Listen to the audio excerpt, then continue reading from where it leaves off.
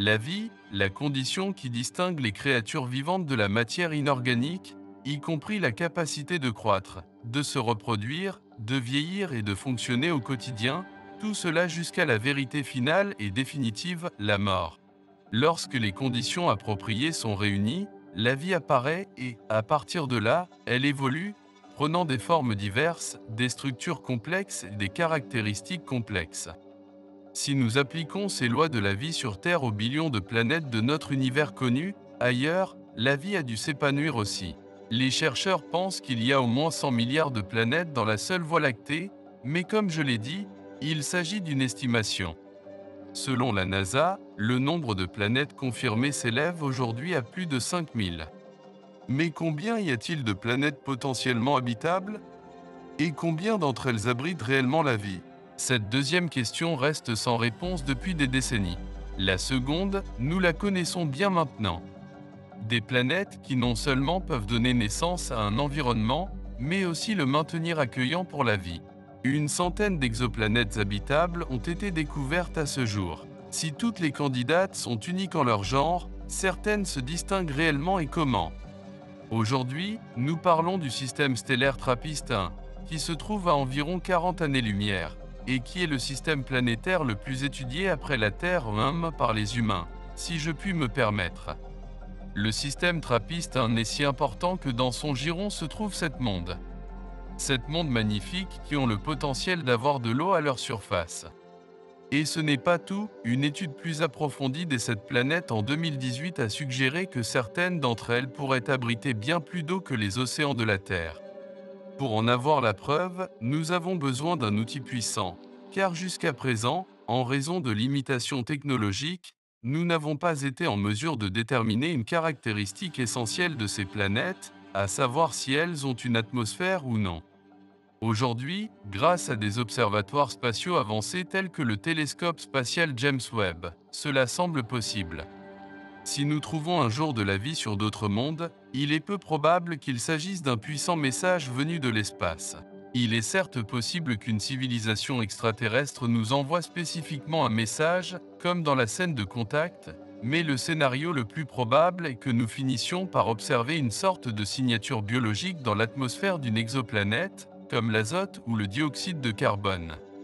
Mais comme le montre une étude récente, si en théorie cela semble une bonne chose, en pratique, cela risque d'être beaucoup plus difficile. Il y a cependant des raisons d'espérer. Nous sommes déjà en mesure de photographier directement un certain nombre d'exoplanètes et avons trouvé des substances telles que de l'eau dans leur atmosphère. Les planètes que nous avons pu étudier directement sont toutes des géantes gazeuses. Nous n'avons pas encore réussi à obtenir des images des planètes de la taille de la Terre situées dans la zone boucle d'or d'une étoile, mais il existe une méthode permettant d'étudier leur atmosphère. Cette fois, l'histoire vieille de plusieurs décennies de la quête d'une vie extraterrestre dans le système planétaire le plus étudié après le nôtre, le système TRAPPIST, a connu un nouveau rebondissement, cette fois dans une direction pleine d'espoir. En tenant compte des facteurs précédemment négligés, de nouvelles recherches rejettent désormais la théorie selon laquelle les planètes comme TRAPPIST-1 étaient autrefois si chaudes que leurs croûtes se sont transformées en océans de magma qui ont projeté toute leur eau dans l'espace sous forme de vapeur. Si elles résistent à un examen plus approfondi, cette étude permettrait de surmonter l'objection la plus courante à la possibilité d'une vie réchauffée par la classe d'étoiles la plus répandue dans l'univers. La plus grande question qui se pose dans la quête d'une vie extraterrestre au-delà de notre système solaire est sans doute de savoir s'il est même utile d'étudier ces étoiles de type M, connues sous le nom de naines rouges. Cette catégorie représente les 3/4 des sources de lumière de la galaxie. Ce pourcentage est encore plus élevé si l'on retire les étoiles massives dont la durée de vie est trop courte pour permettre à la vie de se développer. Au centre de cette discussion se trouve le système TRAPPIST-1, composé de 7 planètes terrestres entourant une étoile de type M située à seulement 40 années-lumière. Parmi ces planètes, 3 se trouvent dans la région où les températures actuelles sont propices à la vie. Malheureusement, certaines objections ont été avancées, affirmant que ces planètes sont situées dans les zones habitables d'étoiles naines rouges qui auraient probablement perdu leur atmosphère dans un passé lointain, les rendant hostiles à l'habitation. Si c'est le cas, nos efforts pour rechercher des signes de vie dans ces systèmes pourraient s'avérer improductifs, ce qui nous amènerait à porter notre attention sur le nombre limité d'étoiles de type F, G et K que nous pouvons observer de manière plus efficace.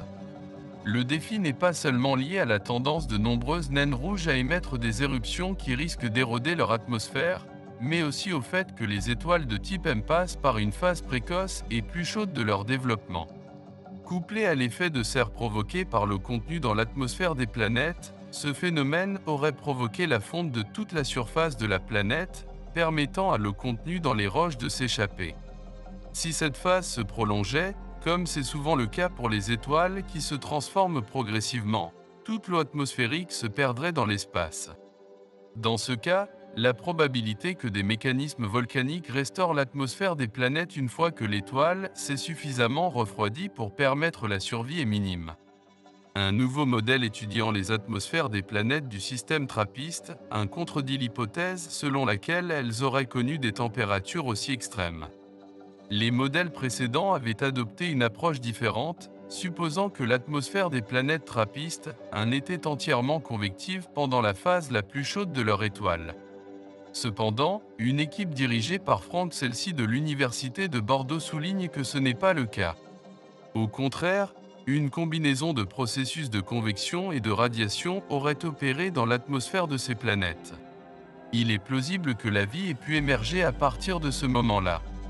S'il est établi que les planètes les plus internes de TRAPPIST, à savoir un B et un C, n'ont pas d'atmosphère substantielle, nos connaissances sur un D, unième et un F, les planètes résidant dans la zone habitable actuelle, restent limitées. Cette étude suggère qu'il vaut la peine de porter notre attention non seulement sur ces planètes, mais aussi sur celles qui tournent autour d'étoiles similaires. Il est intéressant de noter que cette situation est ironique lorsqu'on la compare à notre propre Soleil. À ses débuts, le Soleil était beaucoup plus froid qu'il ne l'est aujourd'hui, ce qui a posé quelques problèmes pour expliquer les traces d'écoulement d'eau sur Mars à cette époque. Néanmoins, les modèles qui ne prenaient en compte que la convection avaient proposé une période au cours de laquelle Vénus était tellement brûlante qu'elle avait elle aussi perdu toute son eau. Cette étude met en doute cette idée.